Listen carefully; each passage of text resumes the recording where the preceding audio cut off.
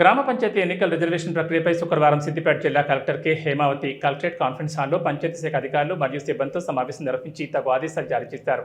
రాష్ట్ర ఎన్నికల సంఘం నిబంధన మేరకు జిల్లాలో గల 508 గ్రామ పంచాయతీలు 4508 వార్డులలో రిజర్వేషన్ ప్రక్రియను చేపట్టాలని సూచించారు. గ్రామ పంచాయతీ ఎన్నికల్లో ఎస్సీ, ఎస్టీ రిజర్వేషన్ల కోసం 2011 సెన్సెస్ మరియు బీసీ రిజర్వేషన్ల కోసం ఎస్సీఈపీసీ 2024 ప్రకారం మొత్తం 50% ఉంచకుండా రిజర్వేషన్ ప్రక్రియ ఆయా డివిజన్ల ఆర్డీఓల నేతృత్వంలో చేపట్టాలని అన్నారు. గ్రామ వార్డు సభ్యుల రిజర్వేషన్ ఎస్ఈఈపీసీ ప్రకారం చేపట్టాలని సూచించారు. ఈ సమావేశంలో జడ్పీసీఈఓ రమేష్, డిపిఓ విజయకుమార్, సిద్దిపేట గజ్వేల్ ఆర్డీఓలు సదానందం, చంద్రకళ, డిఆర్డీఓ చైతేవ్, ఆర్య, డివిజనల్ పంచాయతీ అధికారులు, ఎంపీడీఓలు, ఎంపీలు తదితరులు పాల్గొన్నారు.